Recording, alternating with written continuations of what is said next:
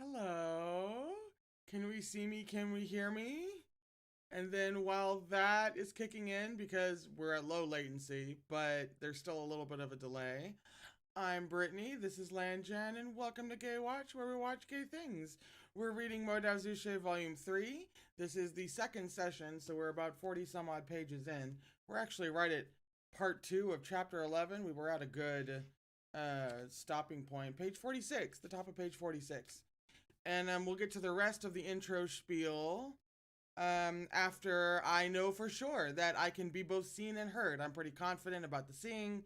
It's the hearing that's always, in question. Yay. Being seen and heard is lovely, even when you have a problem with coughing.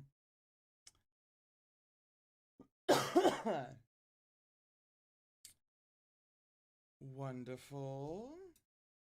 So as we let any more people come in who want to come in, if this is your first time here, this is not any kind of audiobook or professional reading experience. I have not read this book. I have seen The Untamed. I have not read Mdzs. So this is kind of a reading reaction sort of thing. And that's pretty much the vibe. It's very casual. I make an absolute accidental and unintended mockery of a lot of Chinese pronunciations because I'm a filthy American, and even though I've tried to work on it, it's Chinese, man. It's like the hardest language for English speakers to get their head around. Pretty much. I think it's this and like Basque or something crazy.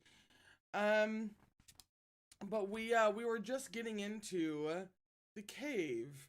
We were dealing with Wen Chao and his absolutely infuriating ridiculousness. We have now basically been stranded and left to die. There are still, a bunch of people with us. It's not just Wushan and Wang Ji yet, although we know that's coming. So very, very excited to see how the cave scene was fully rendered in the book. I'm assuming we're going to get to that today because we make pretty good progress in these streams. We go for about an hour and a half. There will be a break about halfway through so that I can stand up and stretch my poor back. But that'll only be about like 10 minutes. And let's see, it's about 3:10. So it'll probably be somewhere around 4 or like a little bit before 4 when we take the break.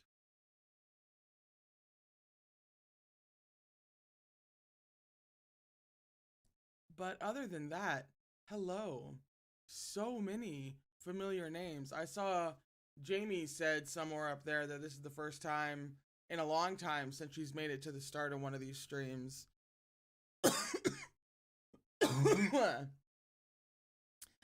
And that's absolutely lovely. Jamie, are you on the Discord? If you're on the Discord, what's your name?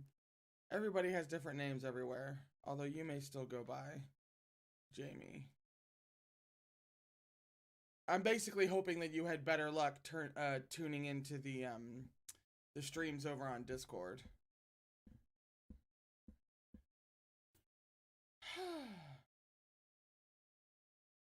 All right. So, was there anything else in the opening spiel that I missed? I don't believe so. And it's been a couple minutes. So, you're not on the Discord, Jamie? Surprising. You should be on the Discord. You would fit in real well on the Discord, Jamie. Anyway, you know what? I will message you about that later. So then let's see. People have had a chance to come on in. Now that I know that I can be seen and heard and all that jazz, need to fix my screen to where I'm not basically staring at myself the whole time, but I can still see chat. So even though, while I'm reading, I can't really keep an eye on chat because I'm ADD, and if I tried to do both at once, it would all fall apart in a real funny way. But I do go back and read your guys' comments after the stream ends. So I will see it, just not at the exact moment that you type it.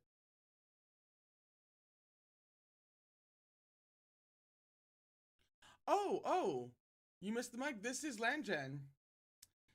This is Langen. Isn't he beautiful? He is lovely and gorgeous. Hang on, I have his counterpart right here. Wei Ying. Wei Ying is right here. I found these. Where did I find these? I think they're on Amazon.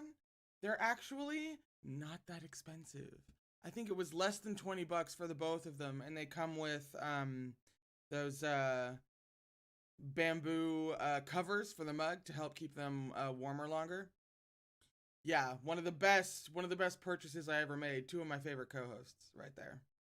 They are freaking gorgeous, and they're wonderful, and I highly recommend them.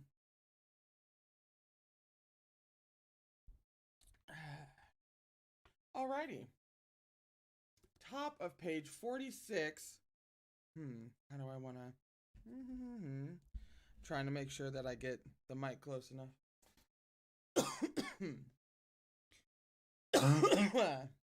Ooh.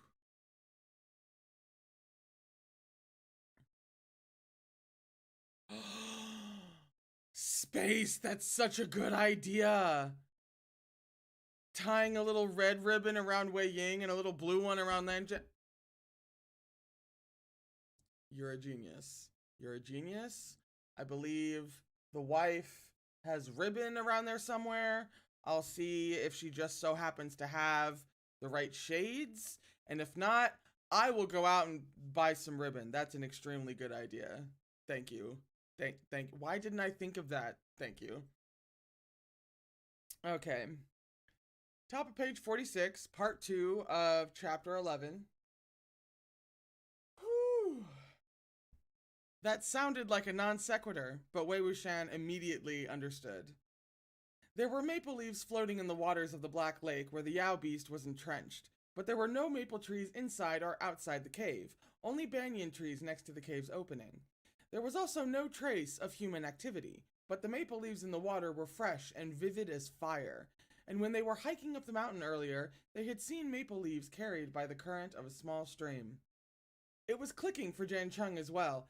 There might be a tunnel at the bottom of the lake that's connected to an outside water source, which is how the maple leaves from the mountain streams get in. Someone timidly spoke up, but how do we know if the tunnel is big enough for people to squeeze through? What if it's very small? What if it's only a crack? And that Yao beast is still guarding the lake, Jin Zixuan frowned, and refusing to move. Wei Wuxian tugged open his collar to fan nonstop at the inquiry under his clothes. Inquiry. We have a sliver of hope, so let's act on it. It's better than sitting around waiting for Ma and Pa to come rescue us. So what if it's guarding the lake? Lure it out. You know, like you do. An hour later, after much discussion, the group of disciples went farther back into the cave once more. They hid and spied on the Yao beast. Most of its massive body was still submerged in the Black Lake. Its long, snake-like neck emerged from its tortoise shell and approached the shore. It opened its mouth and carefully snagged the corpses with its fangs, then withdrew its neck to drag the bodies into the depths of its fortress-like shell. It seemed it preferred to take its meals indoors. Wei Wuxian threw a torch. It smacked against a corner of the cave. This movement was dramatically amplified in the dead silence of the underground. The head of the Yao beast immediately jutted out of its shell once more. Its pupils were slitted, reflecting the dancing flames of the torches. It slowly extended its neck toward it, apparently instinctively drawn to objects that give off light and heat. Behind it, Jiang Cheng dove soundlessly into the water. The Jang clan of Yangmeng lived by the waters, and their disciples were all exceptional swimmers. The few ripples produced by the action dispersed as soon as Jiang Cheng went under. The group stared intently at the surface of the water, but glanced up at the Yao beast every so often. The giant black snakehead was hesitantly circling the torch, undecided about whether to approach. The sight made the youths increasingly nervous. The Yao beast finally decided to test what the torch was made of. It nudged its nose closer, which only resulted in it getting licked by searing flames. The creature immediately snapped its neck back, and blew 2 furious streams of air from its nostrils, which extinguished the torch. Right at that moment, Jang Chung resurfaced from the water and drew in a deep breath. The Yao beast sensed the intrusion on its territory and swiveled its head, then twisted its body back toward Jang Chung.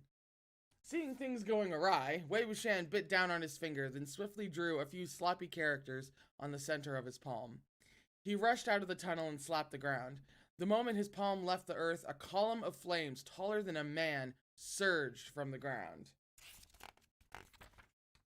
Startled, the Yao beast gazed in his direction, and Jang Chung took the chance to swim ashore. "There's a tunnel at the bottom of the lake. It's not small," he said. "How small is not small?" Wei Wuxian asked. 5 or 6 people can get through at once," Jang Chung exclaimed. "Everyone, listen here," Wei Wuxian shouted to the crowd.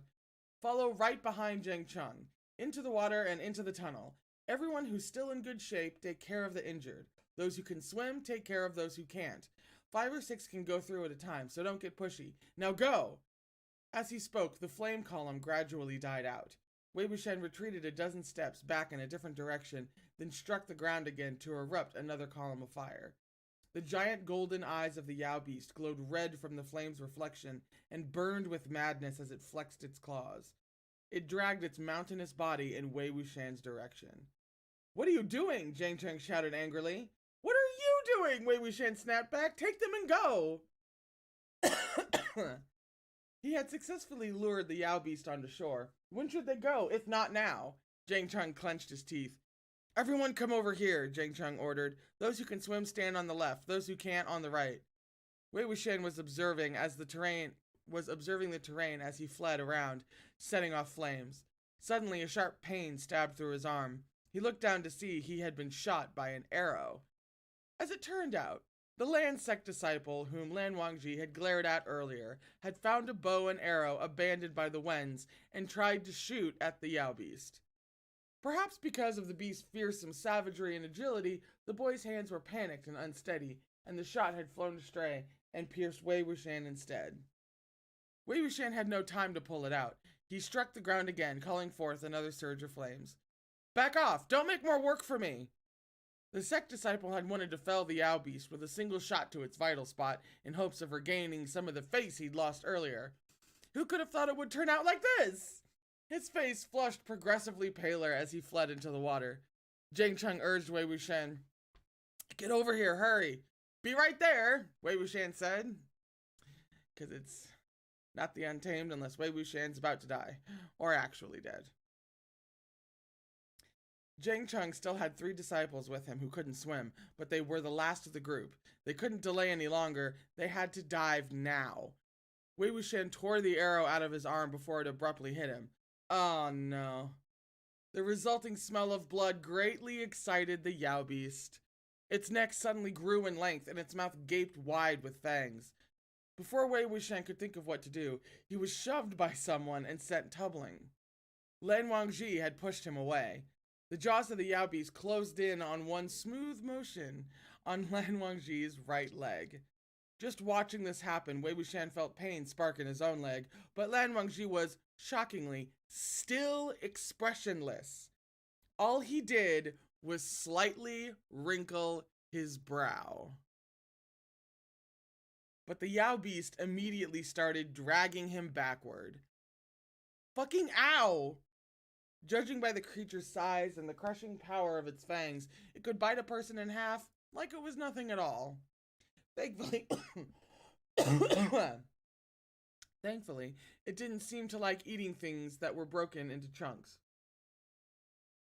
Once it had caught its prey, it was quite adamant in dragging it back into its shell to savor at its leisure. But if it only bit down a little harder, Lan Wangji's leg would snap right off. Its tortoise shell was incomparably tough. No weapon could penetrate it. Once it took Lan Wangji in there, he could forget about coming back out. Wei Wuxian broke into a mad dash and lunged before the beast's head fully shrank back into the shell, managing to catch one of the fangs in its upper jaw.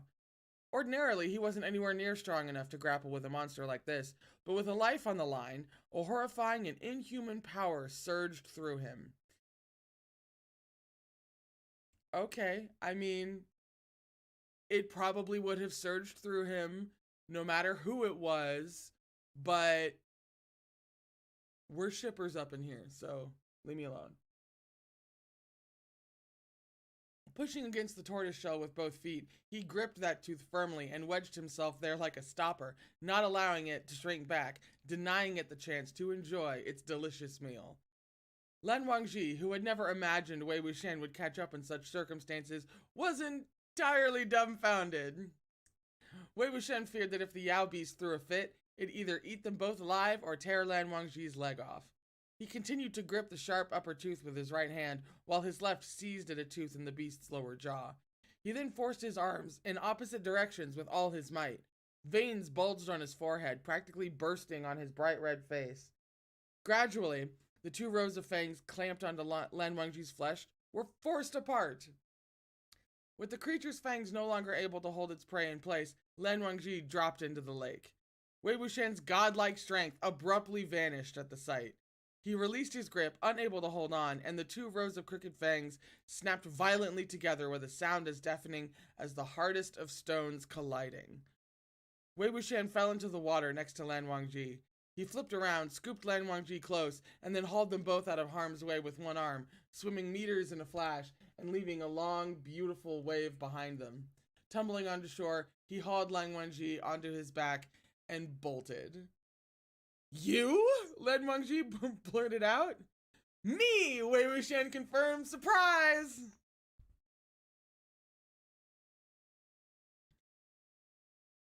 "What surprise?" Sprawled on Wei Wuxian's back, Lan Wangji had a rare and obvious disturbance in his tone. "Let me down." Wei Wuxian's mouth didn't take a break, but kept pace, even as they ran for their lives. "Wouldn't I look bad if I let you down just because you asked?" The roar of the Yao beast behind them reverberated painfully in their ears and chests, and they felt blood surging up their throats. Wei Wuxian finally shut up and concentrated on escape. To prevent the Yao beast from rampaging after them, he scurried through narrow holes and chose paths its tortoiseshell couldn't squeeze into. He lost track of time as he ran, holding his breath, and didn't slow his pace until he could no longer hear the creature. Wei Wuxian relaxed and let himself slow. He smelled blood. When he reached back, his right hand returned wet with it. Oh no, Wei Wuxian thought. Lan Jia's injury is going to get even worse. Figuring he'd run far enough that they'd made it somewhere safe, he hurriedly turned around and set Lan Wangji gently on the ground. Lan Wangji's leg had already been injured when it was mauled by the Yao beast and then soaked in water. Cave water, no less, Large patches of blood stained his white robes crimson, and there were rows of visible puncture holes from the fangs. He was unsteady, barely able to stand. The moment Wei Wuxian let go of him, he tumbled onto his backside. Wei Wuxian leaned down and checked him over for a moment before straightening up to search the underground cave. There were a few shrubs around, and with difficulty he found some thick and straight branches. He used a corner of his clothing to scrub the dirt off them and then squatted in front of Lan Wangji. "You got any rope or string on you?" "Oh, your forehead ribbon looks like it'll do the trick. Come, take it off." Wei Wuxian didn't wait for Lan Wangji to respond before he swiftly reached out and plucked said ribbon free. He flicked it out once, then straightened Lan Wangji's disaster-prone leg before firmly splinting the limb to the branches, using the ribbon like a bandage to tie everything into place. So suddenly, stripped of his forehead ribbon by Wei Wuxian, Lan Wangji's eyes widened. Wei Wuxian's nimble hands had already tied the knot. He patted Lan Wangji's shoulder to console him. "What about me? Let's not fuss about it at a time like this. As much as you like that ribbon, it's not as important as your leg, right?" Lan Wangji fell backward. Whether he lacked the strength to sit upright or had been simply angered into speechlessness remained to be seen. Ooh. Oh, that's good tea.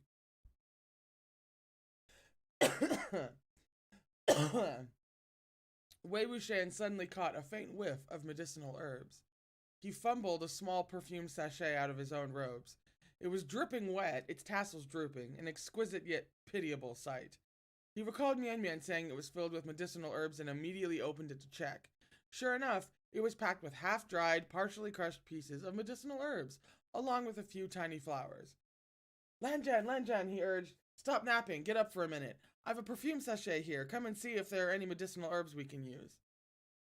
Wei Wuxian yanked and pulled at Lan Wangji, doggedly pestering him until he gave in and feebly sat up. Lan Wangji gave the contents a look. To his surprise, he recognized several herbs effective for stopping bleeding and purging poison. As he picked them out, Wei Wuxian commented, I didn't expect that girlie's perfume sachet to come in so handy. I'll have to thank her big time when we get back. You mean harass her big time? Lan Wangji responded coldly. What are you saying? Wei Wuxian tisked. It's not harassment when I do it. It's only harassment when it comes from someone greasy like Wen Chao. He is 16. Anyhow, strip off your clothes. I see what you did there, MXTX. I fucking see what you did there. It's not harassment when I do it. It's only harassment when it comes from someone greasy like Wen Chao. Wang Ji, get naked. I see you. I fucking see you. Lan Wangji furrowed his brows slightly. What? What? Strip! Wei Wuxian repeated. When he said strip, he meant strip. Wei Wuxian grabbed Lan Wangji's collar with both hands and yanked it open, peeling it off to expose his snow-white chest and shoulders. Suddenly pinned to the ground and forcibly stripped of his clothes, Lan Wangji promptly turned green. Wei Ying, what are you trying to do? Wei Wuxian completely divested Lan Wangji of his clothing and ripped the fabric into strips. This did not happen in the show. This wasn't in the show. This was avoided in the show, actually. I'd remember seeing that. Holy God. Whew. What am I trying to do? There's only two of us here now. Take a good hard look. What do you think I'm trying to do? God, Wuxian! I'm gonna make this boy think he's about... With that, he stood up and tugged his belt open, revealing his own chest, as if to reciprocate. His collarbones were deep, with smooth contours. Although still an adolescent, he brimmed with vitality and strength. Watching him, Lan Wangji's face cycled through a myriad of colors, from sickly pale to darkly flushed. He looked almost like he was about to cough up blood. Wei Wuxian smiled and took a step closer. Cornering him, he removed his own dripping wet outer robe before Lan Wangji's eyes, then lifted it with one hand before releasing his grip. The clothes dropped wetly to the ground. Wei Wuxian opened his arms in a shrug. Now that we're done with the robes, it's time for the pants. Lan Wangji wanted to stand up, but his leg was injured. They just fought a fierce battle, and the fury boiling in his skull addled his mind. The higher his anxiety peaked, the less he was able to stand. He was completely and utterly exhausted. With such agitation rattling his body, he coughed up a mouthful of blood. At this sight, Wei Wuxian immediately crouched down and tapped several acupoints on Lan Wangji's chest. Bare chest, mind you, but chest. There, now all that bad blood is out. You're welcome!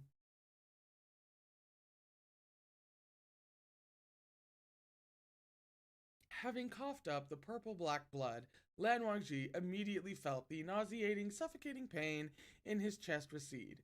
When he reflected on Wei Wuxian's actions, it finally dawned on him. After entering Mount Muxi, Wei Wuxian had realized that Lan Wangji didn't look well. There must have been pent-up qi in his chest, and so Wei Wuxian had deliberately terrorized him, riling him into coughing up the blood he'd been holding back.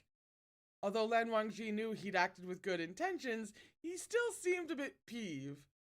Can you not play such pranks again? Bottling up things like that in your heart is bad for your health, Wei Wuxian argued back. Bottling up things like that in your heart is bad for your health, Wei Wuxian argued back. But they're easily expelled with a scare. Don't worry, I'm not into guys. Oh, baby. Oh, sweetie sugar honey. Have you got a big storm coming? I won't take this chance to try anything with you. Frivolous, Lan Wangji exclaimed. Wei Wuxian, who had noticed long ago that Lan Wangji had quite the temper today, didn't bother to argue further. Fine, fine, so be it, he waved dismissively. I'm frivolous. I'm the most frivolous of all. As he spoke, chilly underground air crept up along his spine, giving him a fit of shivers. He quickly rose to his feet and went around collecting withered twigs and dead leaves, then redrew a fire spell on his palm. The pile of withered branches crackled alight, occasionally sparking off embers. Wei Wuxian crushed up the medicinal herbs he'd picked out earlier, and then ripped open the leg of Lan Wangji's trousers to sprinkle the herbs evenly over the 3 hideous, barely clotted black holes. Suddenly, Lan Wangji reached out and stopped Wei Wuxian mid-action. What's wrong? Wei Wuxian asked. Without a word, Lan Wangji took a portion of the crushed herbs from Wei Wuxian's palm and pressed them on Wei Wuxian's chest.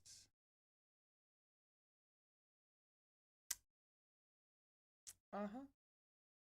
Ah! Wei Wuxian cried out.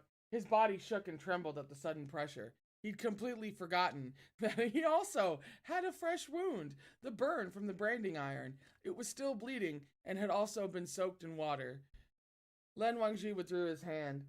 Wei Wuxian picked off the bits of herbs from the wound, hissing a few times as he did, and then threw them back onto Lan Wangji's leg. These idiots! These fools! These utter queer morons!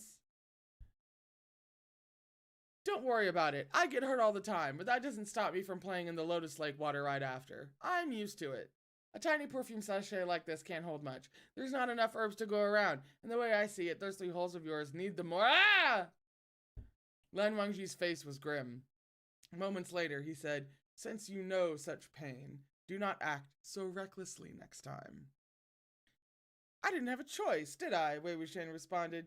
You think I wanted to get scorched? Who knew Wang Lingzhao was so vicious? She almost got that iron in Mian Mian's eye. Mian Mian's a girl, and a pretty one to boot. How terrible would it be if she was blind in one eye or branded with a mark like that for life? That mark is on your body for life, Lan Wangji said in a thin voice. That's different. It's not like it's on my face, Wei Wuxian explained. Besides, I'm a man. What's there to be afraid of? What man doesn't get hurt and earn a few scars in his life? Still bare-chested, he squatted on the ground and picked up a branch to poke at the fire to stoke it. Besides, if you look at it from another perspective, even though this mark is here to stay, it represents the fact that I once protected a girl. And that girl will definitely remember me now. She'll never forget me for the rest of her life. Now that I think about it, it's actually quite— Lan Wangji shoved him hard, suddenly furious. So you are aware that she will never forget you for the rest of her life. His shove happened to land smack dab on Wei Wuxian's chest wound. Clutching his heart, Wei Wuxian shouted as he fell back on his buttocks. Lan Zhan! The pain was so intense it made him break out in a cold sweat. Groaning, he craned his neck up. Lan Zhan, what great grudge do you have against me? You're treating me like I killed your father. Hang on, there's a note here about great grudge, which is capitalized. Refers to the 4 great grudges / hatreds of ancient times. The great grudges are murder of one's father, not by patricide, robbery of one's wife, annihilation of one's country, and slaughter of one's clan. A son will not have fulfilled his proper duty until the wrong is avenged, even at the cost of his life. That's a book right there. That's a whole ass book right there. What the hell? Lan Wangji clenched his fists. A moment later, he relaxed, looking like he wanted to help Wuxian up. But Wei Wuxian sat up by himself and shrank back, dodging him repeatedly. Okay, I know you don't like me, so I'll sit further away. Don't come over, and don't push me again. It hurts like hell. The wound was on his left side, and it hurt when he lifted that arm. Wei Wuxian scurried away and collected the white robe that he'd torn into strips earlier, then tossed the strips to Lan Wangji from afar with his right hand. Bandage yourself. I'm gonna stay here. He hung the outer robe he'd taken off by the fire to dry. Neither of them spoke for a long time as their clothes dried. It was, of course, Wei Wuxian who opened the lines of communication again. Lanjan, you're so weird today. So rough. You're not speaking like you normally do either. Do not flirt with others when you have no deeper intent, Lan Wangji stated. You do as you please and throw their hearts into turmoil. It's not like you're the one I'm flirting with, Wei Wuxian said. You're the last person I'd expect to be thrown into turmoil. Unless what? Lan Wangji snapped. Unless, Lanjan, you like Mian Mian.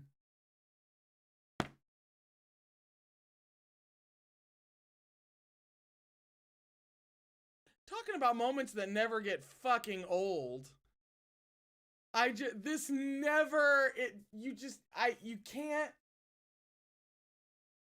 never get over this freaking moment. This moment is so disaster by oblivious and so amazing and so amazingly frustrating. You cannot ever get used to it. Jesus. God. Wei Wuxian. The barbarian speaks of the 8 paths, Lan Wangji said coldly after a brief pause. There is also a note about the barbarians. The barbarian speaks of the 8 paths of Tao, is an idiom used to accuse someone of speaking nonsense. I'm surprised he doesn't say that to him more often. Although that's pretty hilarious. Hey, you like a girl, you are talking absolute nonsense. Please, Lan Wangji, into a woman? No. Well, I'll ramble on about 9 then, Wei Wuxian quipped. Is making snappy comebacks fun? Lan Wangji questioned. Very, and I'm not just fast with my mouth. I've got slick moves too. Lan Wangji muttered to himself, why am I here talking nonsense with you? Because you have a big gay crush, Wangji. I really hate to break it to you, and we all know you hate to break it to yourself. But boy, you got it bad.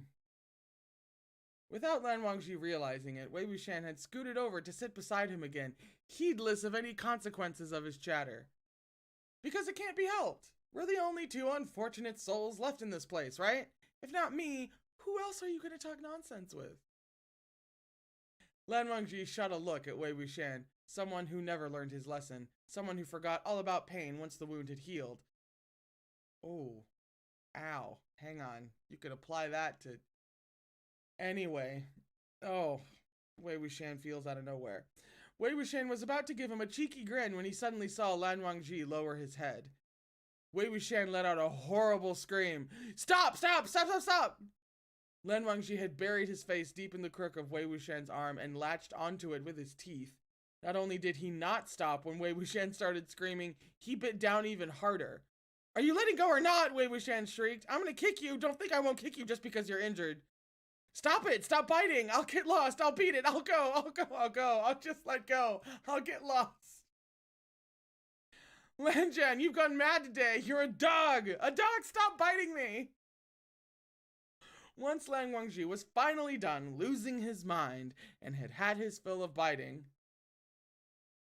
I mean, had he? I don't know. I haven't finished the book yet. Wei Wuxian sprang to his feet and scrambled to the other side of the underground cave. Don't you follow me! Boys! Lan Wangji slowly straightened up and rose to his feet. He fixed his clothes and hair. His eyes were downcast and he said nothing. Looking as calm as could be, like the person who'd just been scolding, shoving, and biting with someone else entirely. Wei Wuxian stared at the teeth marks on his arm. Still badly shaken, he crouched down and shrank back into a corner, where he continued to poke at the firewood. He couldn't make heads or tails of what was happening. What is up with Lanjan? He might have saved me, but I technically saved him too, right? Not that I need him to thank me or anything, but why can't we be friends even when things are like this? Or am I really as annoying as Jang Chung said? Reflection! Self-reflection!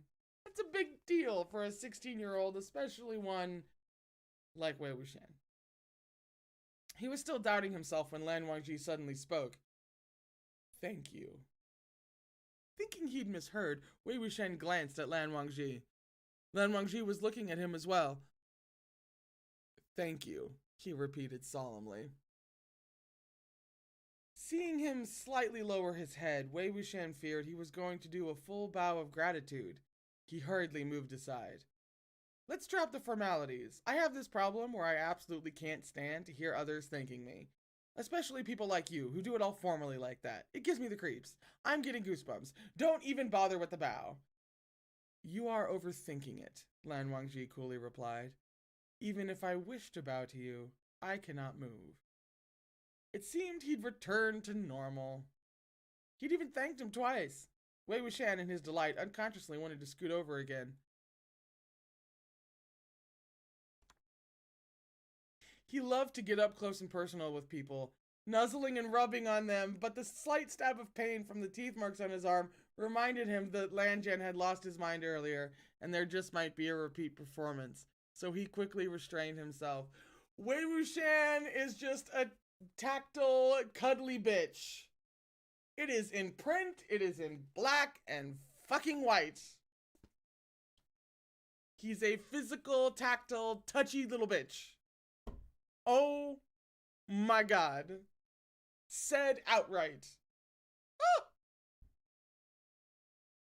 He stared at the dark ceiling of the cave and mused aloud with a serious expression. Jang Chung and the others got out. Getting down the mountain takes a day or two, and once they reach its base, they'll definitely return to their homes rather than reporting back to the Wens. But their swords have been confiscated, so who knows how long it'll take for them to find help. Seems to me we'll be underground for some time. We'll have to figure out a way to solve some lingering issues. He paused briefly before continuing. The good news is the monster keeps to that black lake and doesn't chase after us. But that's also bad news. If he keeps hogging the lake, we can't get through that tunnel at the bottom. Perhaps it is not a monster, Lan Wangji said. Consider, what does it resemble? A tortoise. There is a divine creature with such a form. Oh, this creature's name! The divine beast... Xuanwu? Xuanwu, also known as Xuanming, was a chimeric tortoise snake. As a water deity, it dwelled in the North Sea. The underworld also lay in the north, and for that reason, it was the deity of the north. Lan Wangji nodded, and Wei Wuxian flashed his teeth to demonstrate. That thing in there has a mouthful of fangs like this. It even dines on human flesh. Isn't that far too different from the myths? It is not a true divine beast, naturally, Lan Wangji stated. Instead, it is a creature that failed to achieve divinity and evolved into a Yao. In other words, it is a malformed divine beast.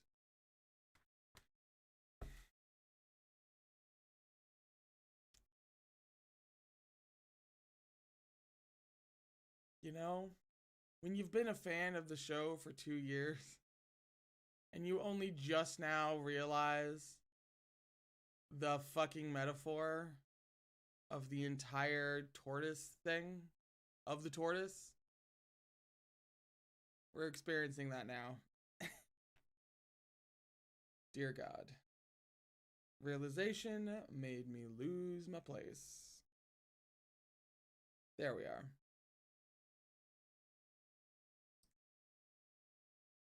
Malformed, Wei Wuxian parroted. I have read records of it in ancient texts, Lan Wangji began to explain. 4 centuries ago, a false Xuanwu appeared in Xishan and went on a rampage. It was massive and hungered for the flesh of living humans. A cultivator deemed it the Xuanwu of slaughter. Hey, there it is! Tortoise of slaughter. Also, I think that's the most words Wangji has said at one time so far. That was like multiple sentences. I think that was like 3 sentences. Full. So Wen Chao brought us here to hunt this 400-year-old Xuan Wu of slaughter? Wei Wuxian wondered. It is more massive than recorded in the ancient texts, but it must be. It's been 400 years, so it probably grew a little. Was the Xuan Wu of slaughter not slain back then? No, Lan Wangji replied. A group of cultivators formed an alliance in preparation to slay it. That winter, there was a heavy snowfall, and the cold was uncommonly bitter. The Xuan Wu of slaughter vanished and has not appeared since. It went into hibernation, Wei Wuxian paused briefly. But even then, it didn't need to sleep for 400 years, right? You said the thing loved eating humans. How many did it devour?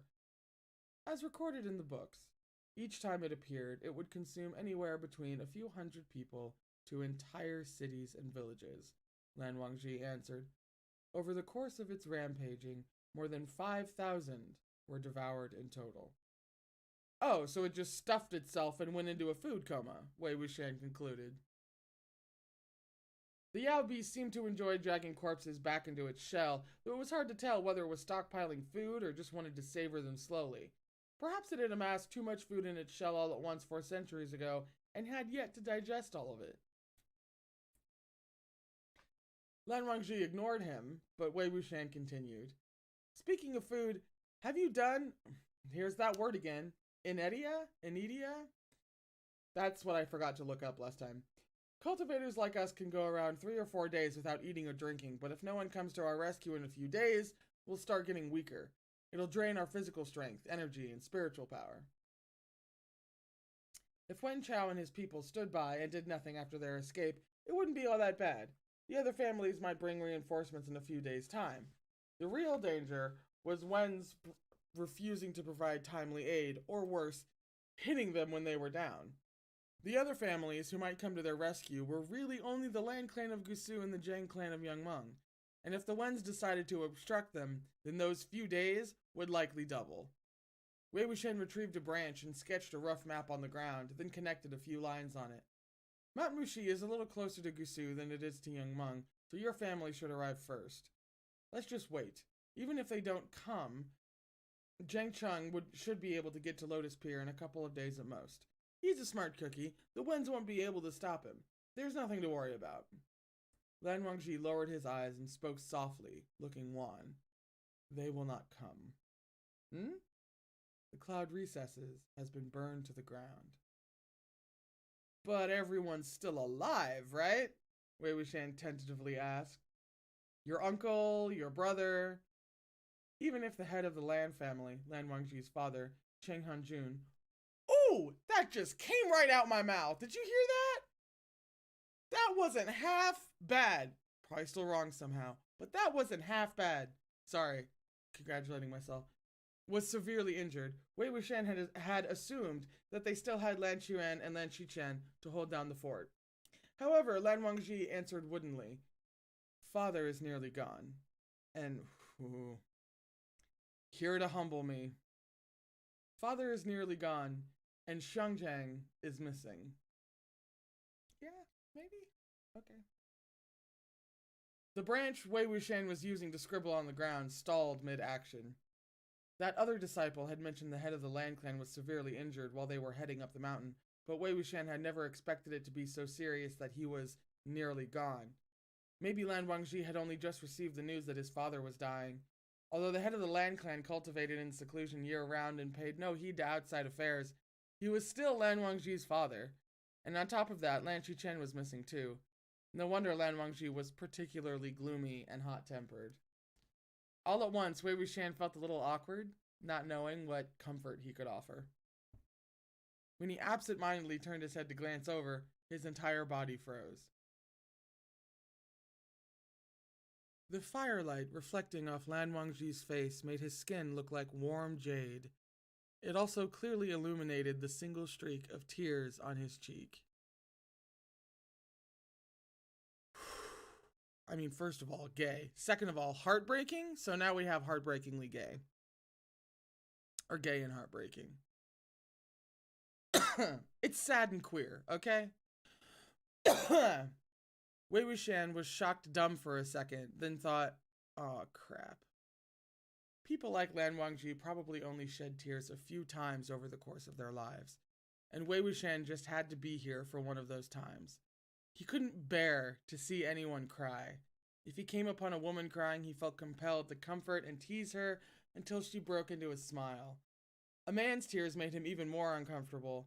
In Wei Wuxian's opinion, stumbling upon a usually strong man in the act of crying was far more terrifying than stumbling upon a chaste girl in the middle of a bath. And he couldn't even go over and comfort him. Lan Wangji had suffered so many blows. His home burned to ash, his entire clan persecuted, his father on death's door, his elder brother missing, and Lan Wangji himself being wounded. Any attempts at comfort would be useless. Well, not like any attempts at comfort, but y'all ain't there yet. Wei Wuxian didn't know what to do with himself, so he turned his head away. After a while, he tried to speak. Lan Zhan? Shut up, Lan Wangji snapped frostily. Wei Wuxian, shut up. The fireword crackled. Wei Ying, Lan Wangji said quietly. You really are such a loathsome person. Oh, Wei Wuxian said. With so much going on, Lan Zhan must be stressed as hell. And yet here I am, prancing around in front of him. No wonder he's angry. Drained of his strength and with that injured leg, he couldn't hit me, so he bit me instead. I think I'd best give him some space. Some peace and quiet. After holding himself back for a while, he went ahead and said, Not trying to annoy you, but are you cold? The clothes are dry now. You can have the inner robe and I'll keep the outer one. The inner robe was his undergarment, which wouldn't normally have been appropriate for Lan Wangji to wear, but his outer robe was filthy. The Lang clan of Gusu were obsessed with cleanliness, and it seemed even more offensive to give such a garment to Lan Wangji. Lan Wangji didn't respond, nor did he look at him. Whew, pardon. Damn sneezes knocking me off the dam. Lan Wangji didn't respond, nor did he look at him. Wei Wuxian tossed the dry white inner robe to him and draped the outer robe around himself before silently making himself scarce to give Lan Wangji space. They waited for 3 days. It is 3:54, so this is where we're going to take our break. We are at, where the hell are we? We are towards the bottom of page 64, and I remembered the lovely bookmark that was gifted to me by a patron this time. So, marking it, and I will be back in just like 10 minutes to, make sure that my back isn't going to fully revolt in the next half hour. So let's see, 3:55, we'll be back at around 4:05. Yeah.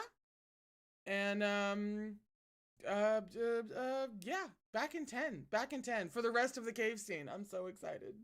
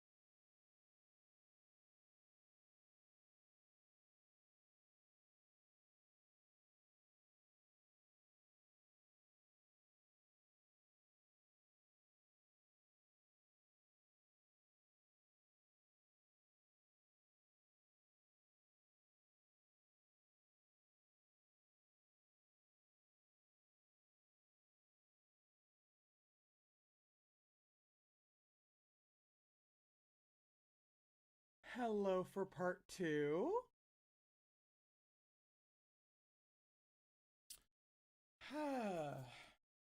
I went and I'm getting low on tea, so Wei Ying is sitting here in the back, ready to pinch hit should I run out. It wouldn't be the biggest of deals, except with my throat being what it is. If I don't constantly have a drink within reach, I start to panic. And when you're trying to read a book to a bunch of people, panic gets worse. So, hello. Yeah, I understand Jamie had to leave. Rast, you're here. Hey, Rast. Jamie had to leave, but we gained Lily, I think? Lisa. We gained a Lisa. We are pardon me. We are towards the bottom of page 64.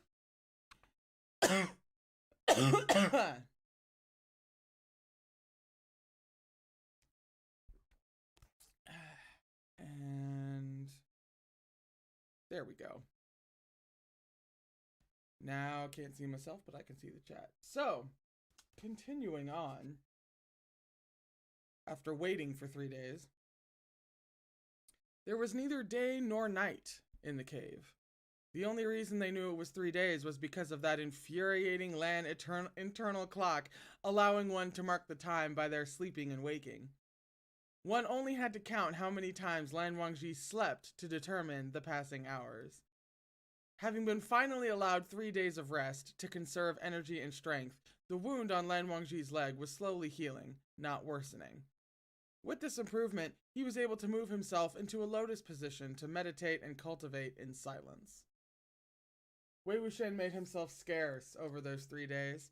It was only when Lan Wangji regained his calm and remastered his emotions, turning back into the unflappable, expressionless Lan Jian he knew, that he began to act like nothing had happened. He shamelessly pretended not to have seen or heard anything that night and no longer teased him for his own amusement, knowing not to go too far. Their interactions were lukewarm but peaceful. They both scouted around the Black Lake a number of times. By now, the Xuanwu of Slaughter was done grabbing all the corpses with its mouth and stashing them one by one in its shell. The colossal pitch-black shell floated on the water's surface like a giant, indestructible warship. The first few times they ventured near, they heard the sound of loud chewing coming from within. Ugh.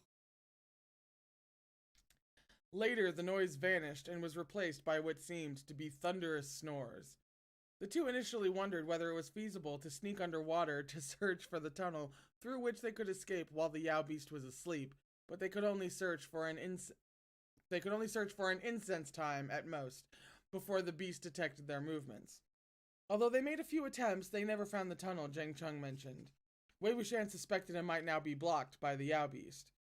He tried to lure it out of the water again, but the monster seemed to have grown tired of all the commotion and didn't stir. They collected the arrows, the longbows, and the branding irons scattered all over the banks and carried them back to count.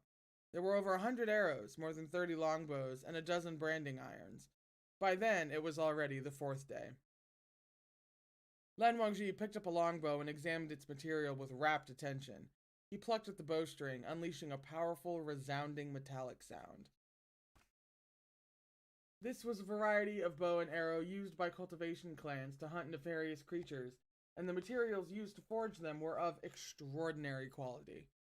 Lan Wangji removed the bowstrings from all the bows and tied them together. He used both hands to stretch this single long bowstring taut and whipped it through the air. The bowstring shot out like lightning and a flash of bright light streaked forth. A rock 10 meters away shattered into pieces. That's hot. I'm just gonna say what we're all thinking. Lan Wangji retracted the bowstring, and it whistled sharply as it cut through the air. The killing cord? Wei Wuxian asked. The killing cord was a secret technique belonging to the Lan clan of Gusu, created and passed down by Lan Yi, the 3rd-generation family head and granddaughter of the clan's founding father, Lan An. Lan Yi was also the only female family head of the Lan clan of Gusu. She cultivated with the Guqin, which had 7 strings that could be instantly disassembled and joined together. The 7 strings, arranged from thickest to thinnest, could play immaculate melodies under her soft, snow-white fingers one moment and transform into a lethal weapon the next, slicing through bones and flesh like mud. Lan Yi originally created this skill to assassinate dissidents, which earned her quite a bit of criticism. The Lan clan of Gusu was itself ambivalent about the technique, but it was undeniable that the killing cord, an amazing name for a band, by the way, was the most destructive of their secret techniques, and one that was suited for use in both long-range and close combat. Breach from within, Lan Wangji stated. With a shell as solid as a fortress and incomparably tough skin, the Yao beast seemed impenetrable. But with such outer defenses, there was a high chance that the parts of its body hidden within its shell were vulnerable. The same thought had crossed Wei Wuxian's mind over the past few days, so he knew exactly what Lan Wangji was talking about. What he was even clearer about was their present situation. After 3 days of recuperation, their strength was now at its peak, but if they were to wait any longer, this optimal state would begin to deteriorate.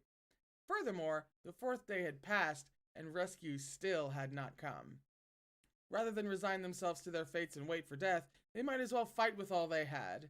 If both of them could join forces and slay the Xuanwu of Slaughter, they could escape through the tunnel at the bottom of the Black Lake. All you need is a little queer teamwork. That's all I'm saying. Just a little queer teamwork can just go places you could never imagine, right? I concur. Breach from within. Wei Wuxian said. But I've heard about your family's killing cord. The shell's interior is a confined space, not a venue conducive to using that skill to its full effect. Plus, the wound on your leg still hasn't healed. Won't it be hard to make this work? This was the truth, and Lan Wangji understood. They both knew that forcing themselves to do what they were incapable of doing would only drag the other down. See? Teamwork. I'm fine. Follow my lead, Wei Wuxian said. A little less than half the Xuanwu of Slaughter's shell was still floating above the surface of the Black Lake. Its 4 limbs, its head, and its tail had all shrunk back into the shell. There was a large hole in front and 5 small holes on its left, right, and back. It looked like an isolated islet, a small mountain, its body pitch black and uneven, covered with moss and long hanging strands of dark algae. Carrying a bundle of arrows and branding irons on his back, Wei Wuxian soundlessly dove into the water like a slender minnow, swimming to the front of the shell where the Xuanwu of Slaughter's head would be. Almost half the opening was submerged in the water of the Black Lake, so Wei Wuxian followed the current and swam inside. After passing through, he hopped into the shell's interior and set both feet on solid ground. It felt like he had stepped onto thick, rotten, waterlogged mud. The acrid smell was so overwhelming it almost forced a curse from his mouth. The foul stench was rancid and cloyingly fishy. It reminded Wei Wuxian of a fat dead rat he'd once seen by a lake in Yangmeng. Pinching his nose, he thought, what an awful place. Thank goodness I didn't let Lanjian come in here. He would have puked on the spot at this stench with that sheltered life of his, and even if he didn't puke, he would have fainted for sure. The Xuanwu of Slaughter snored softly. Wei Wuxian held his breath as he walked soundlessly, the soles of his boots sinking deeper and deeper. 3 steps later, the sludge had already risen above his knees. There seemed to be some hard lumps in the swamp. Wei Wuxian stooped a little, groped around, and unexpectedly touched something hairy. It felt like human hair. Yeah.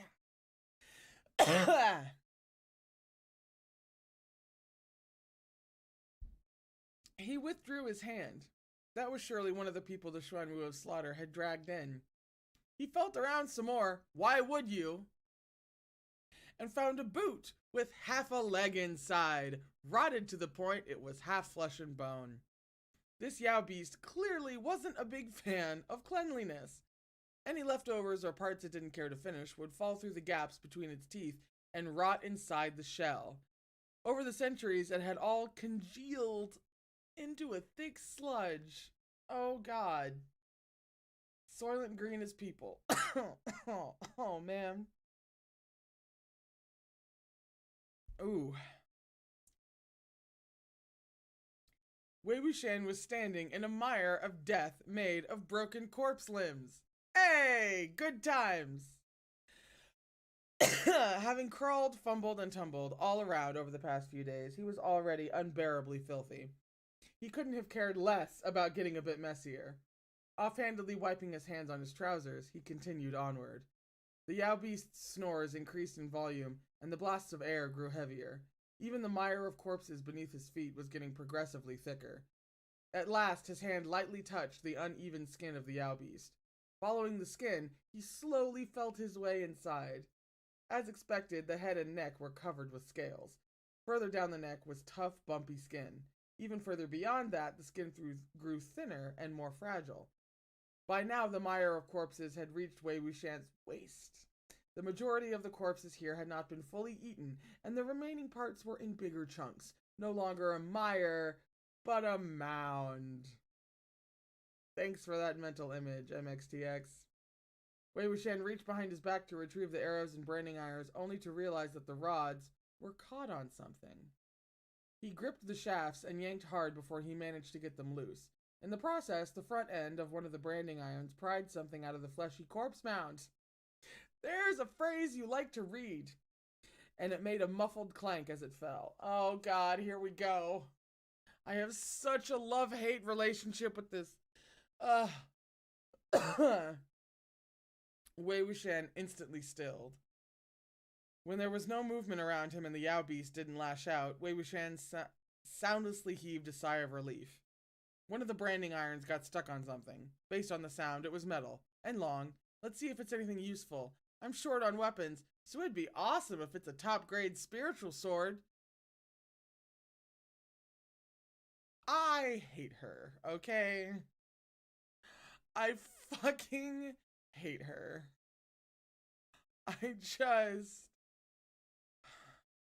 I loathe her so much.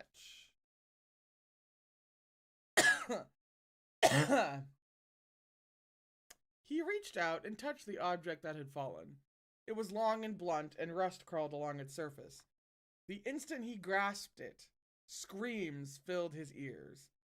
It sounded like thousands upon thousands of people wailing in despair. In a split second, a chill shot up his arm and traveled through the rest of his body. Wei Wuxian jolted and jerked his hand back. Oh! Art! Great. What the heck is this? What strong resentment? Just then, his surroundings suddenly lit up. The way that the word was broken up looked real weird. A faint reddish-yellow glow cast Wuxian's shadow and illuminated the pitch-black iron sword in front of him. The sword was thrust at an oblique angle into his shadow, embedded right where his heart would be. But this was inside the shell of the Xuanwu of Slaughter. How was there light? Wei Wuxian whirled around. As he expected, a pair of large golden eyes were only a stone's throw away from him. Fucking creepy. It was then that he realized those muffled, thunderous snores had gone silent, and the faint reddish-yellow glow was coming from the eyes of the Xuanwu of Slaughter. He really failed that perception check. Jesus Christ. The Xuanwu of Slaughter bared its snaggled black and yellow fangs and roared. Wei Wuxian, standing right in front of its mouth, was assailed head-on by the acoustic power of that roar. It hit him with such force that his eardrums almost ruptured and his entire body cried out in pain. Seeing those gaping jaws coming for him, he hastily shoved the bundle of branding irons into its mouth. The timing and position were perfect. He wedged them between the Yao Beast's upper and lower jaw, not a second late or an inch short. Now that the Yao Beast couldn't close its mouth, Wei Wuxian stabbed a bundle of arrows into the thinnest and weakest part of its skin. Although the arrows were slim, he'd bundled 5 apiece into one. He stabbed them so deep into the Yao Beast's flesh that even the fletching was buried. Ooh! It was like he'd pierced it with a poison needle. Racked by the intense pain, the Xuanwu of Slaughter clamped down so hard on the branding irons holding its mouth open that they bent, folding into curled hooks. Here's the art, by the way. Hang on. Let me click over so I can make sure it focuses for at least a second. Here's the art, by the way. Hate to see it. God, I hate this. Jesus. Fucking why? Yeah. Yeah. Fantastic art. Fantastic art, really. I just, my relationship with this sword.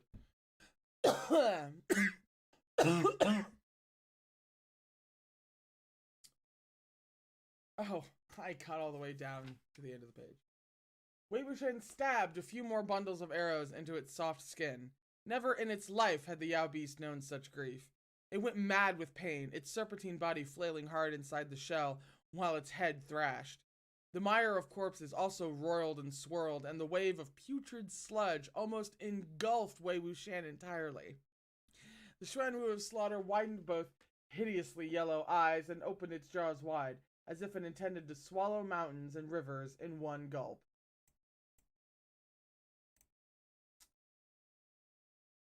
Oh, come on. I just looked away for a second to make sure that everything was where it needed to be. Why would I be thrown this far off track? Oh, there we go. The mire of corpses slushed into its mouth like a mighty flood. So happy I found that sentence.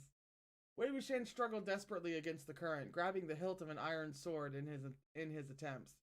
His mind went still and cold for a second before those piercing wails and screams filled his ears once more. The Xuanwu of Slaughter had already sucked Wei Wuxian's body into its mouth. Seeing the Yao beast was about to chomp down, he grabbed the hilt of the iron sword and repeated the same trick as before, jamming it between the beast's upper and lower jaws. The innards of centuries-old Yao beasts like this were... like this one, were normally very corrosive. If a human was swallowed, they'd instantly be dissolved into nothing but smoke. Wei Wuxian firmly gripped the hilt of the iron sword, which wedged the creature's jaws open. The Xuanwu of Slaughter thrashed its head around for a while, unable to swallow the obstruction that prevented it from closing its mouth, but still refusing to relax its bite and let go. And finally, at long last, it charged out of its shell. Having grown fearful of being stabbed by Wei Wuxian inside its shell, it did its utmost to squeeze its whole body outside as if to escape. And so the tender flesh once concealed under scaly armor was now exposed. Lan Wangji, who had been waiting for a long time for this moment, had already lowered the bowstring into position above the shell's head hole. The moment the Xuanwu of Slaughter charged out, he reeled the bowstring back and stretched it tight. He strummed the string, causing it to vibrate and slice into the beast's flesh. Under the combined efforts of the two, the Yao beast could neither advance nor retreat. Being a malformed Yao rather than a real divine beast, it had never been very intelligent to begin with, and now it was completely mad with pain.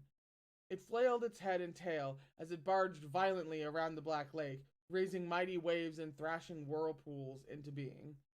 But no matter how much it rampaged, one youth that it could not bite nor devour was firmly wedged in its mouth, and the other youth was strangling its vital point with a bowstring, cutting into where its skin was thinnest, inch by inch. The deeper it cut, the more blood gushed forth. Lan Wangji kept the string yanked tight and taut, not loosening his grip for a single second. This went on for 6 hours. After 6 hours, the Xuanwu of Slaughter finally slowed, and then its movement stopped completely. The Yao beast's neck was almost entirely severed by Lan Wangji's bowstring. Having overexerted himself, Lan Wangji's palms were also covered in wounds and drenched in fresh blood. The colossal shell floated on the surface of the Black Lake's waters, which were now visibly dyed purplish red. The coppery stench was so thick that the scene seemed like a bloody punishment arena from purgatory. Lan Wangji jumped into the water and swam to the beast's head. The eyes of the Xuanwu of Slaughter were still wide open, but its pupils had already glazed over. Its jaw, however, was still tightly clenched shut. "Wei Ying," Lan Wangji called out. "Oh, we love a good Wei Ying." There was only silence from within the Yao beast's mouth. Lan Wangji thrust out his hands, grabbing the upper and lower rows of teeth in order to force them apart. With nowhere for his feet to find purchase in the water, it took a while to pry the fangs open. He saw the hilt of an ink-black iron sword wedged inside the Xuanwu of Slaughter's mouth. Both the tip of the sword and its hilt were embedded deep in the beast's flesh, while the blade had been bent into an arc. Wei Wuxian's body was curled up like a shrimp. His head was bowed, both hands still clutching tightly at the sword's blunt blade. He was on the verge of sliding down the Xuanwu of Slaughter's throat. Lan Wangji immediately grabbed him by the collar and hauled him out. The moment the Xuanwu of Slaughter's jaws opened wider, the iron sword slipped into the water and sank to the bottom of the black lake. Wei Wuxian's eyes were shut tight as he sprawled limply against Lan Wangji, one arm draped around the latter's shoulder. Wrapping an arm around Wei Wuxian's waist, Lan Wangji held him afloat in the bloody water. Wei Ying. Oh, another Wei Ying. 2 Wei Yings in one page. His hands trembled, but just as he was about to touch Wei Wuxian's face, he jolted and suddenly came to. How'd it go? How'd it go? Is it dead? Is it dead?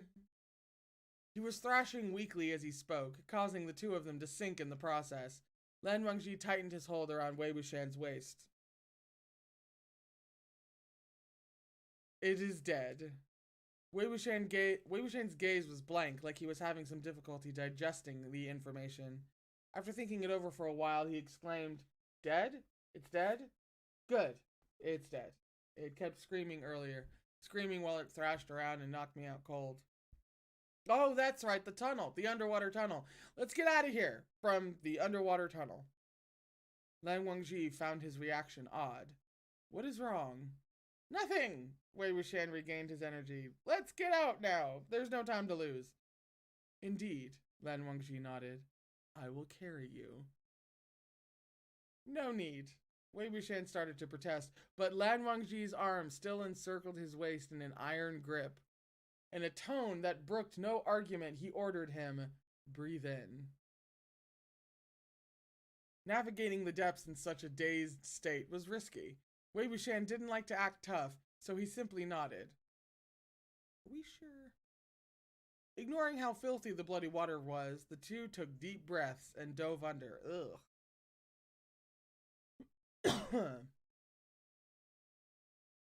Sorry, something popped up on the stream and distracted me because I have ADD, and now it's going to take me a second to find... There we go. Wei Wuxian didn't like to act tough, so he simply nodded. Blah, blah, blah. After a while, they splashed through the surface of the purplish red water once more. Wei Wuxian spat out a mouthful of bloody water and wiped his face, which smeared it with the purplish red and only made him look even more unkempt. What's going on? Why is there no tunnel entrance? Jing Cheng had said there was an underwater tunnel at the bottom of the Black Lake that could accommodate the passage of 5 or 6 people at the same time. The other disciples had escaped through that tunnel too. Wei Wuxian had initially thought that the entrance was blocked by the Xuanwu of Slaughter, which was why they couldn't find it. However, though the Xuanwu of Slaughter's corpse had already shifted position, there was still no underwater tunnel to be found in the spot it once occupied. Lan Wangji's hair dripped with water. We love a mental image. He gave no response. The two exchanged a look, both having thought of a terrifying possibility. Perhaps while the Xuanwu of Slaughter was frantically thrashing its limbs in intense pain, it had shaken the underwater rocks loose or kicked something, subsequently causing the only escape route to be blocked off. Wei Wuxian broke free from Lan Wangji's grasp and plunged beneath the water. Lan Wangji followed suit, but even after searching vigorously, they found no tunnel entrance. Not even a gap narrow enough to let only a single person through. What do we do? Wei Wuxian asked. Lan Wangji was silent for a moment, then replied, Let us climb back ashore first. Wei Wuxian waved his hand. Let's go. Utterly exhausted, the two swam unhurriedly to shore. Both were wholly dyed a bloody hue of purplish red when they rose out of the water. Wei Wuxian took off his clothes, wrung them out, and shook them hard as he cussed aloud. Are you kidding me? I only went all out because I thought we'd have no chance at killing it if no one came to our rescue. But we actually managed to off it, only to have the son of a bastard cave the tunnel in. Fuck me. I mean,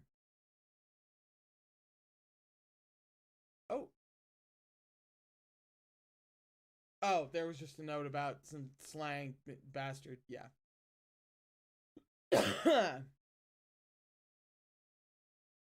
Lan Wangji's brows twitched when he heard the word fuck slip forth.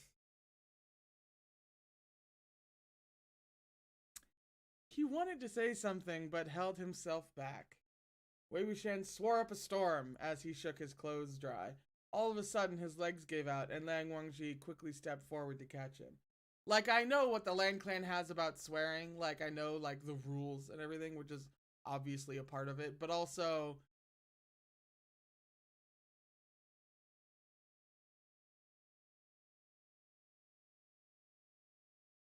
holding on to Lan Wangji's arm for support, Wei Wuxian assured him, I'm fine, I'm just out of strength. Oh, right, Lan Zhan, did you see the sword I was holding onto in its mouth? Where is it? It sank to the bottom of the lake, Lan Wangji replied. Why? Sank? Wei Wuxian replied. Forget it then. When he'd gripped that sword, a torrent of earth-shattering screams had assailed him without pause, leaving him chilled and disoriented. The iron sword had to be special in some way. The Xuanwu's slaughter had consumed at least 5,000 people, some of whom must have been alive when they were dragged into its shell. The sword might have been left behind by a cultivator who had been devoured, hidden inside the creature's shell for at least 400 years, buried in a mound of corpses.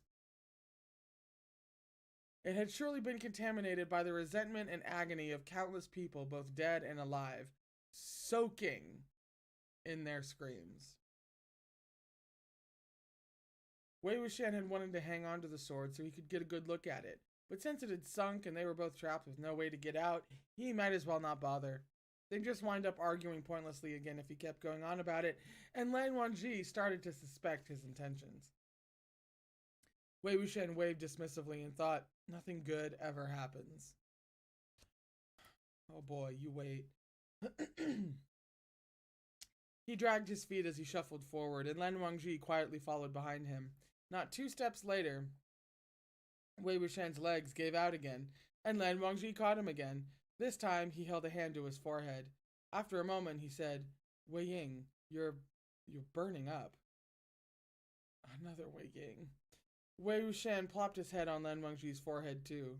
So are you. Lan Wangji removed his hand and said mildly, your hand is what is cold. I am a little dizzy, Wei Wuxian agreed. Several days ago, Wei Wuxian had tossed all the crushed medicinal herbs in the perfume sachet onto Lan Wangji's leg.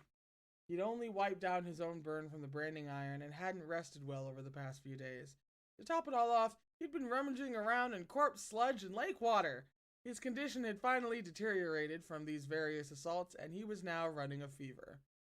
Wei Wuxian pushed himself to walk until he could no longer move his feet. Feeling increasingly dizzy, he sat down where he was and puzzled over his situation.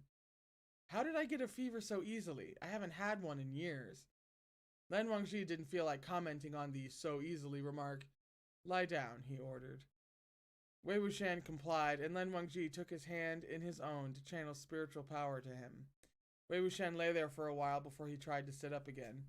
Lie still, Lan Wangji chastised him. Wei Wuxian pulled his hand back. There's no need to channel anything to me. You don't even have much left yourself. Lan Wangji caught his hand again. Lie still, he repeated. A few days ago, Lan Wangji had been drained of energy and subjected to Wei Wuxian's tormenting and teasing. Now, it was finally Wei Wuxian's turn. All he could do was let Lan Wangji do as he wished. But even lying down, he couldn't stand the quiet. It didn't take long before he started whining. The ground's hard. It's uncomfortable. What do you want? Lan Wangji asked. To lie somewhere else. Where else do you want to lie at a time like this? Lend me your lap, won't you?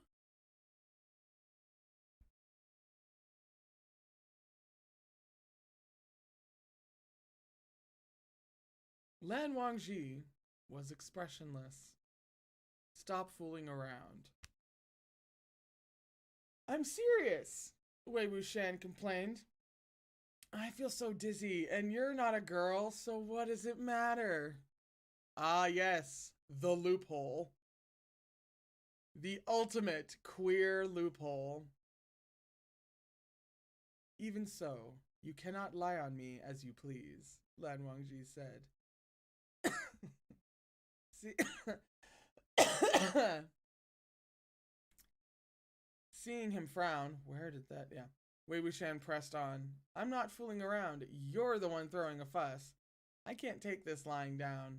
Lan Zhan, tell me, why? Why what? Lan Wangji countered. With some difficulty, Wei Wuxian rolled over to lie prone on the ground. Everyone says I'm annoying, but secretly likes me deep down. But when it comes to you, why are you always giving me the stink eye? We've been through life and death together, but you aren't even willing to lend me your lap to rest on. And you want to lecture me too. What are you, an old man? Your fever is making you delirious, Lan Wangji said quietly. Maybe that was indeed the case, since Wei Wuxian fell asleep a short while later. As he slept, he felt rather comfortable, like he really was pillowed on someone's lap, and like there really was a pleasantly cool hand resting on his forehead. No one admonished him as he happily rolled back and forth to his heart's content. When he rolled off and onto the ground, he could have sworn he felt someone stroke his head before gathering him up to continue resting upon that lap. Once he woke up, he was still lying on the ground, though there was now a pile of leaves cushioning the back of his head, which made it a little more comfortable. Lan Wangji sat far away from him. He had built a fire, and the light gave his face a warm, gentle, and refined appearance, like beautiful jade. Jesus, we keep comparing Lan Wangji's face to jade. The mind reels as to why. Just a dream, like I thought. Wei Wuxian concluded stupidly. It doesn't say stupidly in the book. I added that. Trapped in the underground cave with their escape route severed, the two could only wait for the Jang clan of Young Meng to come to their rescue. Holy God, art! We'll get to that in a second. Another 2 days passed. In those 2 days, Wei Wuxian burned with a low fever, alternating between consciousness and unconsciousness. It was only thanks to Lan Wangji intermittently channeling spiritual power to him that he was able to somehow keep his condition from deteriorating further. Oh, so bored, Wei Wuxian whined. I'm really so bored, Wei Wuxian continued. It's too quiet, Wei Wuxian persisted. Ugh, Wei Wuxian complained louder. I'm hungry, Wei Wuxian announced. Lan Zhan, get up and make me something to eat, will you? Give us some of that tortoise's meat. Oh yeah, that's really what you want to be ingesting right now. Never mind, forget it. The meat of a man-eating Yao beast must stink. You'd better stay where you are. Lan Zhan, why are you like this? Why are you like this? Ooh. So dull. You have your mouth shut and your eyes shut too, and you don't talk to me or look at me. Are you meditating the Buddhist way? Are you a monk? Go. Right, your ancestor actually was a monk. I forgot. Quiet, Lan Wangji said. You are still running a fever. Do not speak. Conserve your strength. You finally responded, Wei Wuxian said. How many days have we been waiting? Why hasn't anyone come to our rescue yet? It has not even been a single day, Lan Wangji said. Wei Wuxian covered his face. Why is this so hard to endure? It must be because I'm with you. If only Jang Chung was the one who'd stayed. Trading barbs with him would be more fun than lying around like this with you. Jang Chung, where the hell did you go? It's been almost 7 days. Lan Wangji jabbed a branch into the fire with a force that gave off an unexpected burst of sword aura. Embers erupted and danced in the air. This art. Look at this art. Look at it. Feast your eyes upon. That is the kind of art that I signed up for. Yes.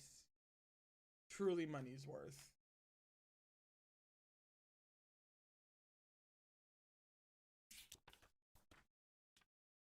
Rest, he said frostily. Still facing Lan Wangji, Wei Wuxian curled up like a shrimp again. Are you for real? I just woke up, and you tell me to rest. Are you so against seeing me awake? Withdrawing the branch, Lan Wangji replied with dignity. You are overthinking. Nothing ever gets to him. He's so impervious to everything, Wei Wuxian thought. Not at all like he was a few days ago. Face as dark as the bottom of a pot, full of temper, biting when pushed too hard. But that side of Lan Zhan can only be encountered by luck, not sought out. I'll probably never have the chance to see it again. I'm so bored, Wei Wuxian whined aloud. Lan Zhan, let's chat. You start. When do you usually retire for rest? Lan Wangji asked. Man, your opening topic is so boring, Wei Wuxian said. It's so dry that I don't feel like answering it at all. But I'll answer out of consideration for you, so here goes. I always sleep after Cho time back at Lotus Pier. I often stay up all night. Ooh, wow, a word in English I'm not sure about the pronunciation of. Because I've only ever seen it, it's one of those things you've only ever seen it written, you've never had to pronounce it. Such profligacy? I'll have to look that one up. A bad habit, Lan Wangji commented. You think everyone is like your family? Wei Wuxian retorted. You need to rectify it, Lan Wangji said. Wei Wuxian covered his ears. I'm sick. I'm running a fever. Ooh, Lan Ergaga. Can you say something a little more pleasant? Comfort pitiful little me? Lan Wangji kept his mouth sealed and said nothing. Don't know how? Alright, I knew it. Then if you don't know how to talk, can you sing? Will you sing me a song? He was just running his mouth to while away the time, prattling on and on. He never expected Lan Wangji to agree. But to his surprise, after a moment's silence, a soft, gentle voice started to resonate through the spacious cave. Lan Wangji was actually humming. Wei Wuxian closed his eyes and turned over to stretch out his limbs. That sounds nice. Then he asked, What's the name of that song? Lan Wangji seemed to murmur something under his breath. Wei Wuxian opened his eyes. What was that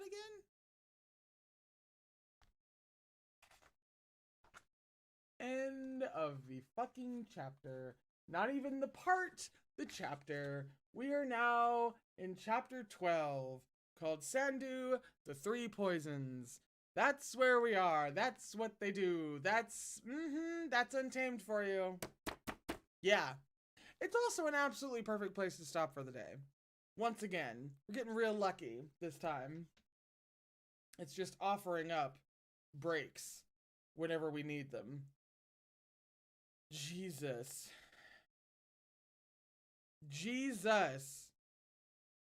Oh, and see, first sentence, chapter 12, part 1. He never did catch the name of that song. I'm done. I'm so done. I'm so done with her. I'm just so done with her. I just can't. I can't with her. Oh no, you were just getting comfy. Sorry, Akko. It just so happened to end up that way. So, I have got to go. I have a lot of editing backlog to get caught up on right now. But I will be back next Tuesday with chapter 12 at 3 p.m., 3 to 4:45, since there's probably going to be breaks in the middle, from now on. And, yeah, that was as beautifully rendered and as absolutely ridiculous and just amazing and wonderful as I had wanted it to be, with a couple of extra bonus. They couldn't do this in the show things on the side. I am very, very satisfied. I hate her, but I am tremendously satisfied with how the cave scene was written out. So good. I will see you guys on Tuesday at 3 I hope you can make it. Thank you for tuning in. I hope you had a good time. Let me know what you worked on for this hour and a half down in the comments or in the chat, because I do go back and read it. Homework, art, project, I don't know. Maybe you just had tea, pet your cat. Let me know. And I will see you on Tuesday, okay, guys? You have a great weekend. Please, please, please take care of yourself. And I will see you next time.